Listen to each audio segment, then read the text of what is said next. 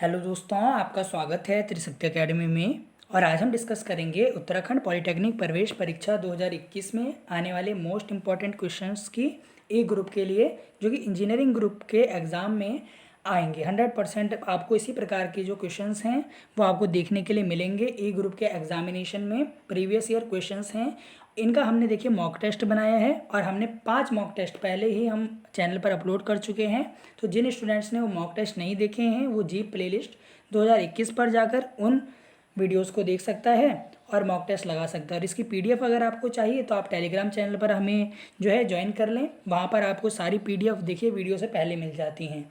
तो आपको देखिए यहाँ पर सिर्फ इस मॉक टेस्ट में अपने जो आंसर हैं वो चेक करने हैं। जो मॉक टेस्ट 6 है इसको हम अभी शुरू करेंगे और ये क्वेश्चन आपको 100% एग्जामिनेशन में इसी तरह के क्वेश्चन आपको देखने के लिए मिलेंगे स्टूडेंट। तो चलिए वीडियो को स्टार्टिंग करते हैं वीडियो की। तो यहाँ पर देखिए सबसे पहले केमिस्ट्री के यहाँ पर क्वेश्चन लिए हैं। एल्कलाई की उपस्थिति में एक एस्टर का जलीय अपघटन कहलाता है, यानी एल्कलाई की उपस्थिति में एक एस्टर का जलीय विलयन क्या कहलाता है? एस्टरीकरण, साबुनीकरण, प्रतिस्थापन या संयोजन। तो स्टूडेंट इजी क्वेश्चन है। इसमें कहा एक एस्टर का जलीय अपघटन, तो ये कहलाता है आपका साबुनीकरण। क्या कहलाता है? साबुनीकरण, जिसे आप इंग्लिश में सैपोनिफिकेशन कहते हैं। क्या कहेंगे इंग्लिश में? सैपोनिफिकेशन कहेंगे। कठोर जल यानी जो हार्ड वाटर होता है वो सोप के साथ क्या बनाता है? पृष्ठमल बनाता है, यानी पृष्ठमल बनाता है। या यह किसकी उपस्थिति के कारण है, यानी ये किसकी उपस्थिति के कारण जो है पृष्ठमल बनाता है, यह आपको बताना है। जैसे फॉर्म हो गया, ये किसके वजह से ये फॉर्म करता है, यह आपको बताना है। यहाँ पर पृष्ठमल जो हो गया। अब आपको बताना है इसका सही आंसर क्या होगा कि किसकी उपस्थिति के कारण ये जो होता है कठोर जल यानी हार्ड वाटर जो होता है वो साबुन के साथ क्या बनाता है? पृष्ठमल बनाता है। तो इसके ऑप्शन आपके पास देखिए CH3COOH, यह है आपके पास ऑप्शन। दूसरा ऑप्शन है आपके पास NaOH, कैल्शियम हाइड्रोक्साइड और कैल्शियम क्लोराइड, यानी sodium hydroxide, calcium hydroxide, calcium chloride. और यहाँ पर ये आपका आ गया, यहाँ पर कौन सा एसिड आ गया? ये आपका आ गया मेथेनोइक एसिड। कौन सा आ गया? मेथेनोइक एसिड, क्योंकि CH3COOH है। एक यहाँ पर कार्बन है, 3 यहाँ पर नामकरण भी आपसे पूछ सकते हैं एग्जामिनेशन में। नामकरण भी आपसे एग्जामिनेशन में 100% स्टूडेंट पूछ सकते हैं। तो देखिए इसका आंसर आएगा कैल्शियम क्लोराइड। क्या आएगा? कैल्शियम क्लोराइड के कारण देखिए जो कठोर जल होता है वो क्या करता है? साबुन के साथ पृष्ठमल बनाता है। वे यौगिक जो सजातीय श्रेणी में नहीं आते हैं। देखिए सजातीय श्रेणी क्या होती है? होमोलोगस सीरीज क्या होती है? देखिए जिसमें सेम जो होमोलोगस सीरीज यानी जो सेम आपके यहाँ पर जो फंक्शनल ग्रुप हैं उनके यहाँ पर जो होंगे कंपाउंड होंगे। जैसे यहाँ पर क्या है? CHO है, यहाँ पर क्या है? CHO। तो इस सेम श्रृंखला के यहाँ पर एलिमेंट आने चाहिए और उनके बीच का जो अंतर होना चाहिए वो होना चाहिए CH2 का। कितने का अंतर होना चाहिए? CH2 का अंतर होना चाहिए। तो आप यहाँ पर देखिए जो पहला वाला है यहाँ पर तो वो है C4O। फिर इसके बाद क्या होगा? देखिए C2H6O, यानी ये भी होगा आपका यहाँ पर, ये भी होगा। फिर आपका यहाँ पर ये भी होगा, क्योंकि इसके बीच में भी देखिए 2 के बाद फिर एक कार्बन बढ़ रहा है, फिर 2 हाइड्रोजन यहाँ पर बढ़ रहे हैं। पर फिर इसके आगे देखिए जो C4 है वो यहाँ पर H10 होना चाहिए था और फिर वो आना चाहिए था, क्योंकि अंतर कितने का होना चाहिए? 2 का होना चाहिए। CH2 यानी CH2 का अंतर होना चाहिए, पर यहाँ पर C तो 1 बढ़ रहा है पर हाइड्रोजन आपके 4 बढ़ रहे हैं। तो इसका सही ऑप्शन जो आएगा स्टूडेंट, वो जो आपका सही ऑप्शन आएगा वो बी आएगा। क्या आएगा? बी आएगा, क्योंकि यहाँ पर देखिए ये इसका अंग नहीं है, ये इस सजातीय श्रृंखला में नहीं आता, क्योंकि यहाँ पर CH2 का डिफरेंस नहीं है। वो कंजिक्यूटिव, जैसे आपका CH4O था, फिर आपने क्या किया? फिर आपका था C2H6O। तो देखिए इन दोनों के बीच में जो डिफरेंस है वो कितने का है? CH2 का ही तो डिफरेंस है। पर फिर इसके बाद देखिए C3H8O, इसके में भी CH2 का ही डिफरेंस है। पर जब आप यहाँ पर फोर्थ देखते हैं तो ये होता C4H10O, पर अब यहाँ पर आपने देखा C4H12O है, तो ये गलत हो गया। ये आपको ध्यान रखना है। चलिए अब हम इसके आगे वाला क्वेश्चन देखते हैं। आगरा में ताजमहल का रंग डैश के कारण परिवर्तित हो रहा है। हर बार आपको इस तरीके के क्वेश्चन एग्जाम में देखने के लिए मिलेगा। धूप, अम्ल वर्षा, चूना या संक्षारण। तो स्टूडेंट इसका आंसर क्या आएगा? इसका आंसर आएगा स्टूडेंट अम्ल वर्षा, यानी एसिड रेन के कारण। देखिए जो ताजमहल है जो ये 7 वंडर्स में से एक है, उस पर देखिए जो एक येलो जो है येलोनेस एक आ गई है, पीली परत चढ़ गई है। इसका क्या कारण है? इसका कारण है अम्लीय वर्षा।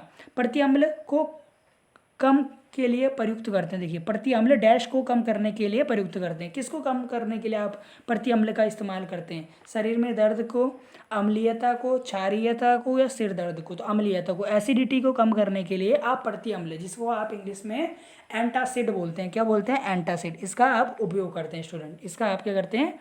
उपयोग करते हैं। पाचन में मदद करने वाला अम्ल है, पाचन में मदद करने वाला अम्ल है अमीनो अम्ल, हाइड्रोक्लोरिक अम्ल, एसिटिक अम्ल या सिट्रिक अम्ल? तो इसका आंसर आएगा स्टूडेंट हाइड्रोक्लोरिक अम्ल आएगा। क्या आएगा? HCl जो होता है आपके भोजन की जो पाचन है उसमें मदद करेगा। कार्बन का अपरूप जिसका उच्च गलनांक होता है, यानी कार्बन का एलोट्रॉप जिसका हाई मेल्टिंग पॉइंट होता है, हाई मेल्टिंग पॉइंट होता है, ग्रेफाइट, फ्लोरीन या कोक या हीरा? तो यहाँ पर इसका आंसर क्या आएगा? हीरा आएगा, क्योंकि हीरा का गलनांक सबसे अधिक होता है, ये आपको पता है। अब इसके बाद आपको बताना है यहाँ पर वह यौगिक जो जलने पर धूमिल ज्वाला देता है। तो जो जलने पर, ऐसे यौगिक देखिए जो कार्बनिक यौगिक होते हैं वो जलने पर धूमिल ज्वाला देते हैं। ऐसा कौन सा कार्बनिक यौगिक होते हैं जो कि कैसे होते हैं? जो होते हैं असंतृप्त, जो असंतृप्त होते हैं, अनसैचुरेटेड होते हैं। तो वो आपका कौन सा होता है? एल्केन होता है। वो कौन सा होगा आपका? एल्केन होता है। तो यहाँ पर आप देखिए इसमें आपका जो धूमिल ज्वाला देगा वो कौन देगा स्टूडेंट? वो आपका देगा देखिए C2H6। क्या है? एथेन। क्या है? एथेन। तो जो एथेन होता है ये जलने पर कैसी ज्वाला देता है? धूमिल ज्वाला देता है। ये आपको ध्यान देना पड़ेगा, क्योंकि देखिए 2 कार्बन है तो क्या आएगा? एथ, और यहाँ पर इसका फार्मूला भी आपसे पूछ सकता है C2H2N CnH2n +2 H2n+2, ये फार्मूला होता है एल्केन ग्रुप का। तो जो एथेन होता है वो जलने पर एक धूमिल ज्वाला देता है। इसका क्या कारण होता है कि वो क्या होता है? वो जो आपका होता है असंतृप्त यौगिक होता है, असंतृप्त यौगिक होता है, अनसैचुरेटेड होता है। संगमरमर की वायुमंडलीय आर्द्रता, संगमरमर की वायुमंडलीय आर्द्रता और कार्बन डाइऑक्साइड के साथ अभिक्रिया करने पर चूना बनना उदाहरण है। यह आपको बताना है, यह आपको बताना है स्टूडेंट कि संगमरमर की वायुमंडलीय आर्द्रता और कार्बन डाइऑक्साइड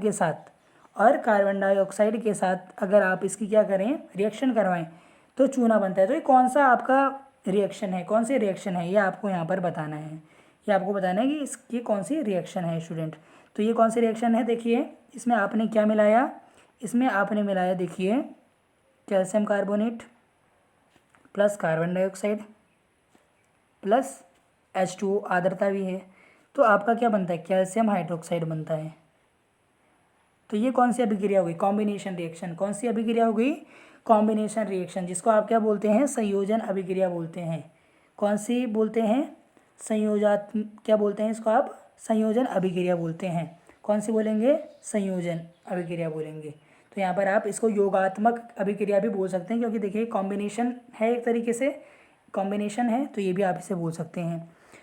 वैसे यहाँ पर कॉम्बिनेशन ज़्यादा अच्छा है वर्ड, और यहाँ पर ऑप्शन नहीं दिया है तो आप यहाँ पर कौन सा लगाएंगे? विस्थापन तो है नहीं, वियोजन भी नहीं है, अपचयोपच्य भी नहीं है, यानी रिडॉक्स भी नहीं है। तो कौन सी रिएक्शन है? यह है आपकी योगात्मक अभिक्रिया।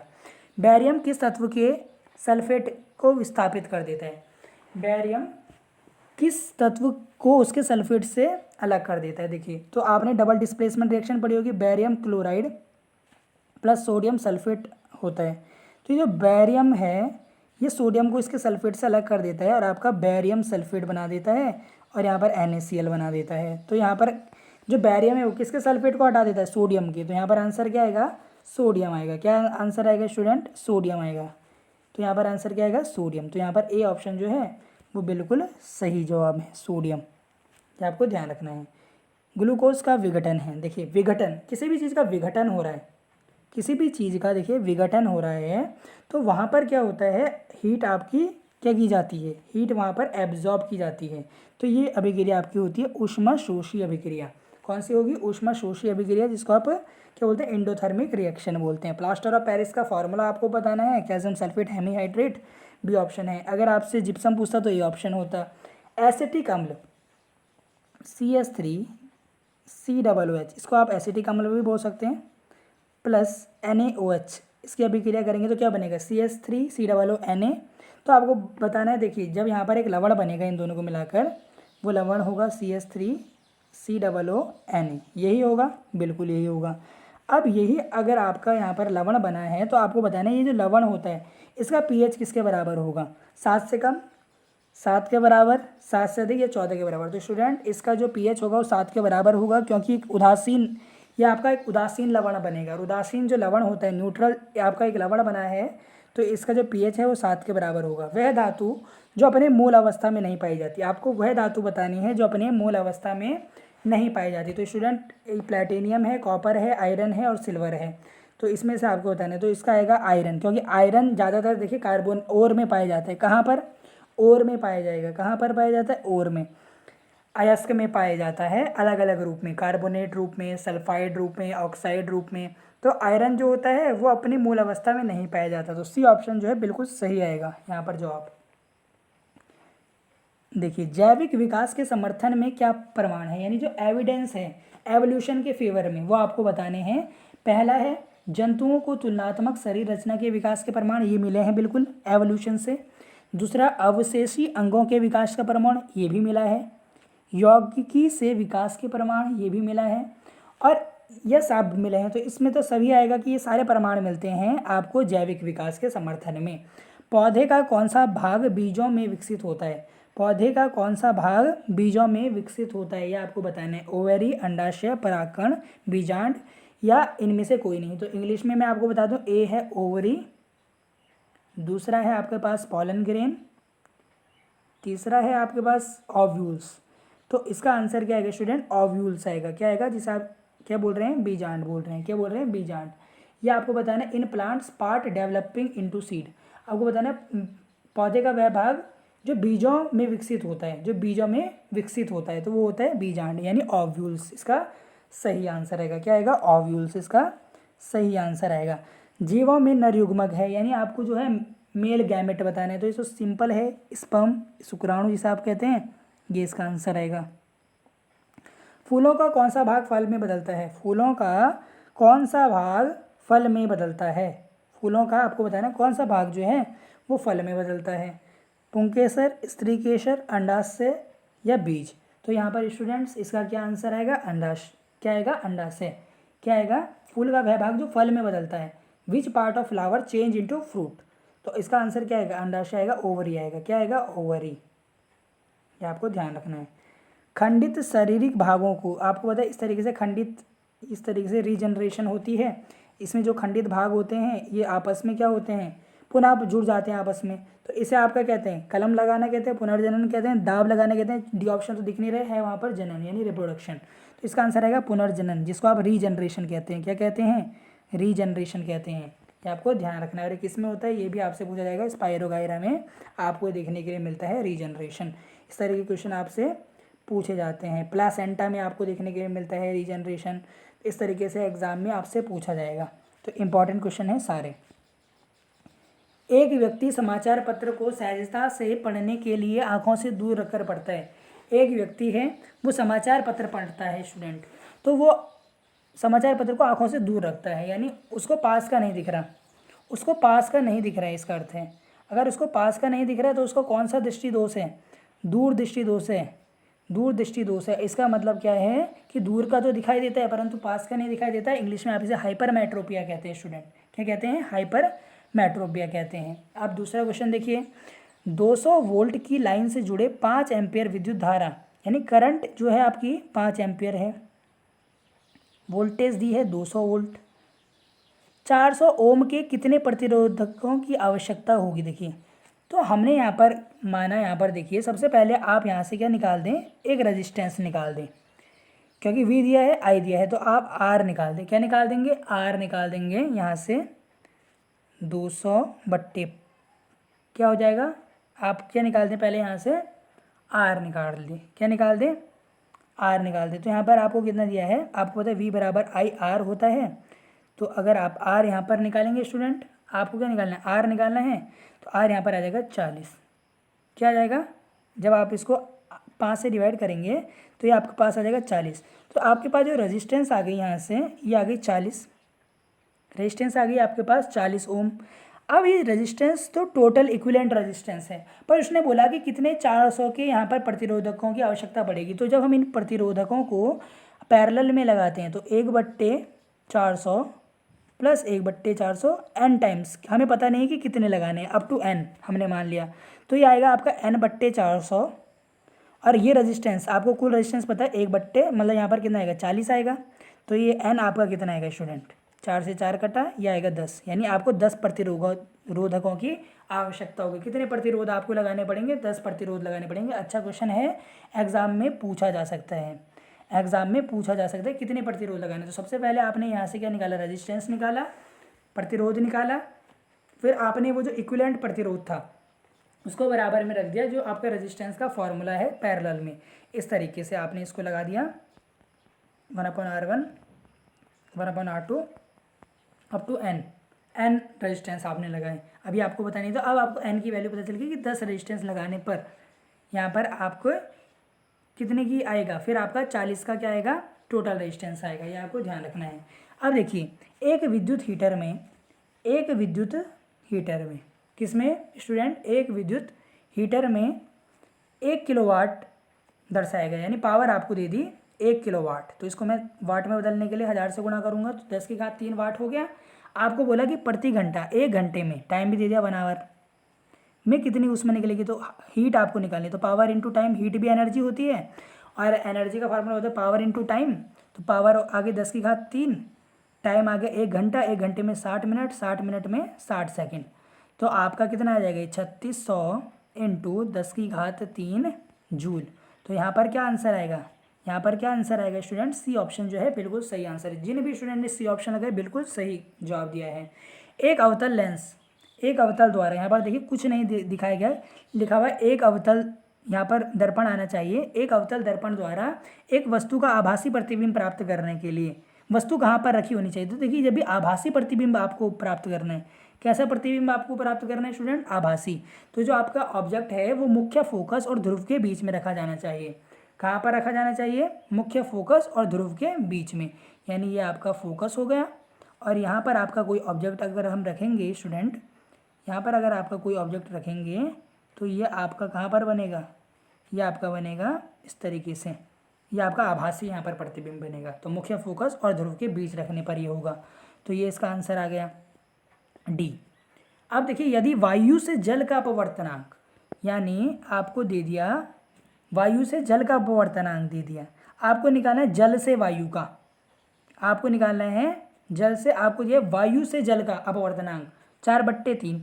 मैंने आपको बताया है जब इस तरीके क्वेश्चन आए तो सीधा इसका उल्टा लिख देंगे आप, तो 3/4 आंसर आएगा। 4/3 क्योंकि इन दोनों का गुणनफल क्या होगा, देखिए गिलास से वाटर ये पूछा है, एयर से ग्लास, और यहाँ पर इस तरीके से जो इनका गुणनफल होता है 1 होता है। तो अगर आपको 1 भी दिया है, यहाँ पर अगर आपको एक चीज़ का भी अपवर्तनांक दिया, वायु से जल का, यहाँ पर दिया वायु से जल का, तो यहाँ पर स्टूडेंट इसको आप इस तरीके से लिखेंगे म्यू वायु से जल का, तो जल का वायु के सापेक्ष में। अब आपको निकालना था किसका, जल से जल का, जल का वायु के सापेक्ष में। तो इसका आप उल्टा कर देंगे, क्या कर देंगे, उल्टा कर देंगे, तो ये आ जाएगा। तो 3/4 इसका आंसर होगा। नेत्र विशेषज्ञ द्वारा लेंस की शक्ति बताई गई है प्लस 2.5 डायोप्टर। देखिए प्लस में बता दी तो अवतल लेंस का तो कोई काम नहीं है, काम है सिर्फ उत्तल लेंस का। तो आपको पावर दी है तो आप फोकल लेंथ आप निकालेंगे तो 1/2.5 डायोप्टर आएगा। आपको बताइए मीटर में है, आंसर दे रखा है सेंटीमीटर में, तो 100 से ऊपर भाग करेंगे तो सेंटीमीटर में कन्वर्ट हो जाएगा, आएगा आंसर 40 सेंटीमीटर। कितना आएगा, 40 सेंटीमीटर आएगा और उत्तल लेंस आएगा। सी ऑप्शन बिल्कुल सही जवाब है, सी ऑप्शन बिल्कुल सही जवाब है इसका। अब इसके बाद देखेंगे नेक्स्ट क्वेश्चन। दिए गए परिपथ आरेख में वोल्टमीटर द्वारा दर्शाई गई संख्या है, यानी वोल्ट कितनी वोल्टेज होगी, ये जहाँ पर ये वोल्टेज लगी हुई है ये आपको निकालनी है, ये वोल्ट आपको निकालनी है जिस रेजिस्टेंस के साथ वोल्ट जुड़ी है। तो सबसे पहले आप पूरे परिपथ का निकाल लें, पूरे सर्किट का निकालेंगे तो 2 4 6 और 6 12, तो टोटल जो रेजिस्टेंस आ गई जो सीरीज़ में लगी हुई है वो आ गई आपके पास 12 ओम, 12 ओम आ गई। वोल्टेज आपको दी है 10 वोल्ट, तो V बराबर IR होता है। तो स्टूडेंट यहाँ से आप क्या निकाल दें, करंट निकाल देंगे I। तो V है आपके पास 10/12, तो करंट आ गई 10/12, एम्पियर, यानी 5/6 एम्पियर आ गई करंट।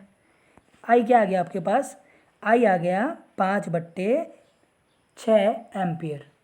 कितना आ गया आई आपके पास, 5/6 एम्पियर आ गया। कितना आएगा स्टूडेंट, 5/6 एम्पियर आ गया। ये आपको यहाँ पर ध्यान रखना है। कितना आएगा, एक बार दोबारा से देख लीजिए, V बराबर आई आर है, तो क्या आएगा हमारे पास, हमने क्या निकाला, हम निकालेंगे यहाँ पर स्टूडेंट, हम यहाँ पर क्या निकालेंगे, हम यहाँ पर निकालेंगे करंट।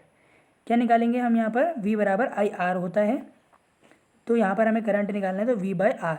तो V आपको दिया 10 और ये आ गया 12, तो ठीक है 5/6 सही है बिल्कुल। आई कितना है, 5/6।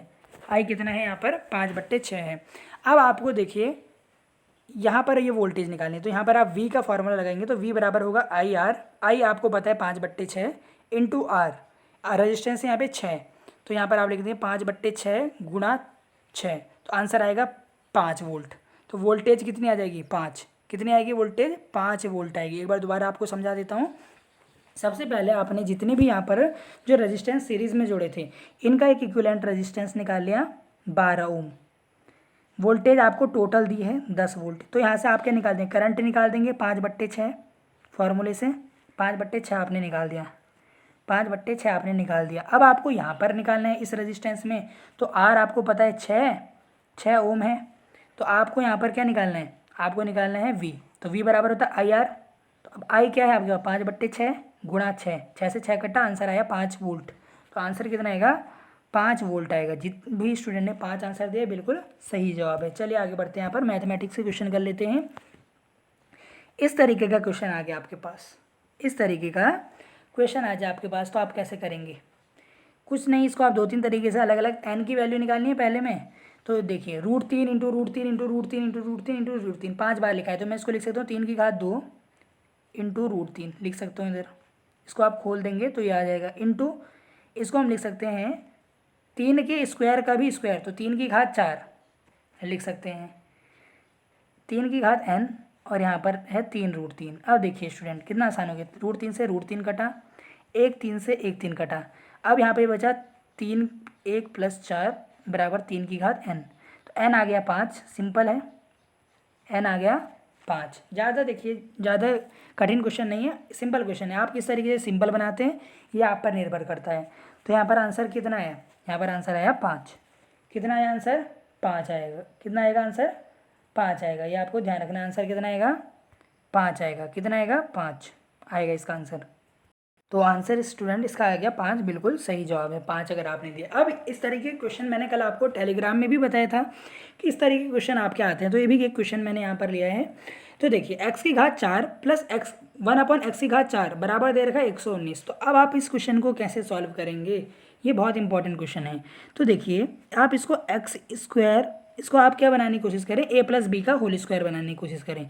तो इसको आप ऐसे लिख सकते हैं एक्स स्क्वायर का स्क्वायर प्लस 1/x स्क्वायर का स्क्वायर, ऐसे लिख सकते हैं। a square plus b square plus 2, दोनों जगह जोड़ दें, क्योंकि एक्स स्क्वायर से एक्स स्क्वायर तो कट जाएगा जब मैं इसको ए बी लिखूंगा। 2ab जब हम इसको लिखेंगे तो तो देखिए स्टूडेंट ये क्या होगा, आप बोलेंगे कि शॉर्टकट कर रहे हैं, तो यहाँ पर ये हो जाएगा x square into x square, तो ये तो कट जाएगा, इसलिए मैं यहाँ पर सिर्फ 2 लिख रहा था।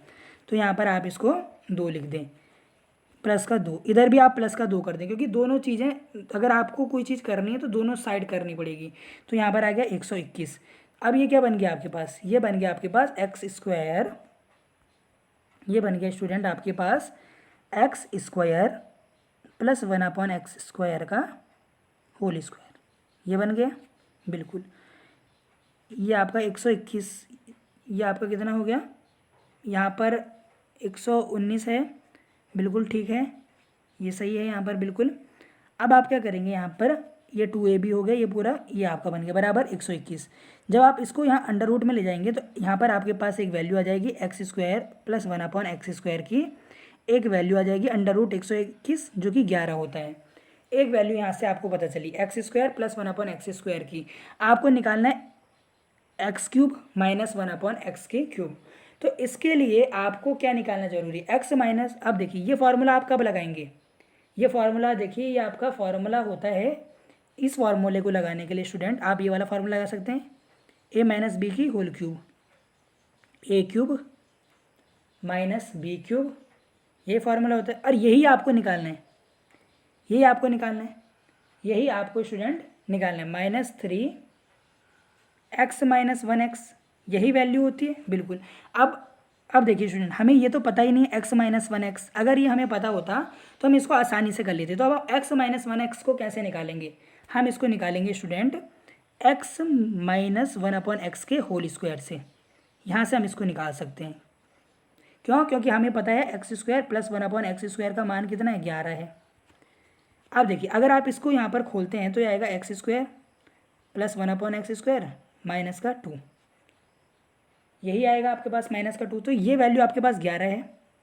11 - 2 9, और 9 का अंडर रूट करेंगे तो आपके पास आएगा +-3 आएगा। कितना आएगा? +-3। अब आपको पता चल गया x-1/x, ये पता चल गया आपको। अब पता चल गया आपको x-1/x की वैल्यू जो आपके पास आ गई 3, जो आपको चाहिए थी, वो वैल्यू आपको पता चल गई। कितनी आ गई? अब सिंपल वो वाला फार्मूला आप लगा देंगे जो मैंने आपको बताया था यहाँ पर। वो क्या फार्मूला है? वो फार्मूला है यहाँ पर ये वाला, x³ - 1/x³, क्योंकि यही तो आपको निकालना है, ये टर्म आपको निकालनी है। -3x - 1/x। अब इसकी वैल्यू आपको पता है एक बार आप प्लस का 3 रख दें, एक बार माइनस का 3 रख दें। तो अगर आप प्लस माइनस का यहाँ पर 3 रखते हैं तो देखिए स्टूडेंट, आपका आंसर आएगा ये सी ऑप्शन आएगा। क्या आएगा स्टूडेंट? सी ऑप्शन यहाँ पर इसका आंसर आएगा। यहाँ पर गलती से प्रिंट हो गया, सी आएगा इसका आंसर। क्या आएगा? सी आएगा +-36। करके देख लीजिए आप इसको। आप अगर जब यहाँ पर आप इसकी वैल्यू रखेंगे तो आपका कितना आएगा? ये आपका कितना आएगा स्टूडेंट? ये आपका देखिए, यहाँ पर आप रखेंगे तो 3³ 27 आएगा। अभी आप निशान को साइड में रखिए, 3³ यहाँ पर ही आएगा। वैसे देखा जाए तो यहाँ पे प्लस माइनस का आप लिखेंगे 27। अब देखिए, फिर ये वैल्यू आप रखेंगे यहाँ पर, तो ये कितनी आएगी आपके पास? 3 3 3 9। अब 9 जब यहाँ जुड़ेगा तो ये आ जाएगा 36 का +-सी आपके पास आंसर आएगा। तो सी ऑप्शन ही आपका बिल्कुल सही होगा, +-36। आपने निकाल के भी देख लिया, यही आएगा आंसर। तो अच्छा क्वेश्चन है ये, आपके एग्जामिनेशन में आ सकता है। अब इस तरीके का एक क्वेश्चन आ गया, देखिए ध्यान से। ऐसे भी 2-3 क्वेश्चन आपके एग्जाम में आएंगे, चाहे ट्राइंगल से आ जाए, चाहे सर्कल से आ जाए। बहुत सारे क्वेश्चन करा चुका आपको, और सिंपल तो आपको आते ही हैं। देखिए, इस तरीके का आपके पास त्रिभुज है, आपको x की वैल्यू निकालनी है। सर्कल में 2 त्रिभुज बने हुए हैं, आपको x की वैल्यू निकालनी है। तो स्टूडेंट, अगर मैं इस OP को मिला दूँ, इसको मिला दूँ, तो देखिए आपको पता है OP और OQ बराबर है। OP और OQ बराबर क्यों? क्योंकि ये दोनों रेडियस हैं, त्रिज्याएँ हैं, दोनों त्रिज्याएँ हैं, इसलिए मैंने यहाँ पर बराबर रख दिया। अब अगर ये दोनों भुजाएं बराबर है तो इनके आमने सामने वाले कोण भी बराबर होंगे, यानी ये भी 35 होगा, ये कोण भी आपका 35 होगा। एंगल OPQ भी आपका 35 होगा स्टूडेंट। क्या होगा? 35। अगर ये 35 है, ये 35 है, तो आप ये वाला कोण निकाल सकते हैं स्टूडेंट, ये कोण निकाल सकते हैं। 180 में से आप 70 घटा देंगे तो कितना आ जाएगा? 110 आ जाएगा, यानी ये कोण आ गया स्टूडेंट। अब क्वेश्चन हल हो गया, ये कोण आपके पास आ गया 110। और आपको पता है स्टूडेंट कि जहाँ पर भी एक आइडेंटिटी मैंने आपको बताई थी, बहुत प्रीवियस वीडियो जिन्होंने देखी होगी उन्हें पता होगा कि इस तरीके से अगर कोई क्वेश्चन होता है और यहाँ पर जो एंगल होता है, इसका आधा एंगल जो होगा यहाँ पर होगा, इस तरीके से। तो ये अगर ये 110 है तो ये वाला एंगल आपका कितना होगा? ये एंगल आपका 55 डिग्री होगा। तो यहाँ पर आंसर आएगा 55 डिग्री। कितना आंसर आएगा? 55 डिग्री आएगा। अगर आपने कॉन्सेप्ट की सारी वीडियो देखी है तो आपको इसमें कोई दिक्कत नहीं होनी चाहिए किसी भी सवाल में। बाकी जो नए सवाल हैं उसको सीखिए, क्योंकि सीखना ही तो है। दी गई आकृति में POQ व्यास है, POQ व्यास है यानी डायमीटर है, PQRS एक चक्रीय चतुर्भुज है। अब यहाँ पर क्वेश्चन खत्म हो गया जहाँ पर चक्रीय चतुर्भुज बोल दिया। चक्रीय चतुर्भुज का क्या अर्थ है कि आमने सामने वाले कोणों का योग 180 होगा। अगर 130 है तो ये कितना होगा? ये होगा 50। और PRQ ये वाला एंगल कितने का होगा? आपको पता है कि कोई भी कोण जो होता है वो अर्धगोले में अगर बनता है तो ये 90 होता है। खत्म हो गया सवाल यहीं पे। ये 90 हो गया, ये 50 हो गया। तो आपको क्या निकालना है? आपको निकालना है RPQ, आपको ये वाला एंगल निकालना है। तो 90 और 50 140, कितना आएगा? 140 आएगा। 90 और आपका 50 140 आता है, और 140 को जब आप 180 में से घटाएंगे तो आएगा 40। कितना आंसर आएगा? 40 आएगा। तो अगर आपका भी 40 आंसर है तो बिल्कुल सही है स्टूडेंट। तो आज भी देखिए हमने बहुत ही अच्छे अच्छे यहाँ पर क्वेश्चन सॉल्व किए सारे, फिजिक्स के, केमिस्ट्री के, बायो के, मैथ के सारे क्वेश्चन हमने यहाँ पर लिए जो आपके एग्जाम में आने वाले हैं। तो इसी तरीके से आप वीडियो को देखते रहिए, लाइक कर दीजिए, शेयर कर दीजिए वीडियो को, ज़्यादा से ज़्यादा फ्रेंड्स तक पहुँचाइए स्टूडेंट, क्योंकि देखिए आप ही लोग हैं हमारे साथ जो देखिए वीडियो को शेयर कर सकते हैं। आप लोगों की वजह से ही देखिए यहाँ पर चैनल में हम जो है कंटेंट डाल पा रहे हैं, क्योंकि आप लोग पसंद कर रहे हैं वीडियोस को, तभी हम डेली आपके लिए वीडियोस लेकर आ रहे हैं स्टूडेंट। तो अगर आपको कोई भी क्वेरी हो तो आप कमेंट करें। आप देखिए हमें टेलीग्राम पर ज़रूर फॉलो कर लें स्टूडेंट, क्योंकि टेलीग्राम पर आपको पता है देखिए कोई यहाँ पर झूठ बात नहीं है। जितने स्टूडेंट यहाँ पर जुड़ रखे हैं उन्हें पता है कि यहाँ पर आपको जो नोट्स PDF सब मिल जाता है, सब आपको यहाँ पर टेलीग्राम पर पहले ही, वीडियो के पहले ही हम आपको दे देते हैं। वीडियो तो बाद में डलती है, तो हम आपको पहले ही ये दे देते हैं जिससे आप पहले ही प्रैक्टिस कर लें। तो ये आपका यहाँ पर फ़ायदा होता है। और आप हमें फेसबुक, इंस्टाग्राम, टेलीग्राम पर भी फॉलो कर लें। अगर आपको कोई क्वेरी तो कमेंट करें, और इसी तरीके से तैयारी करते रहिए स्टूडेंट। जीत आपकी होगी, अच्छी रैंक आपको 100% मिलेगी। Thank you very much.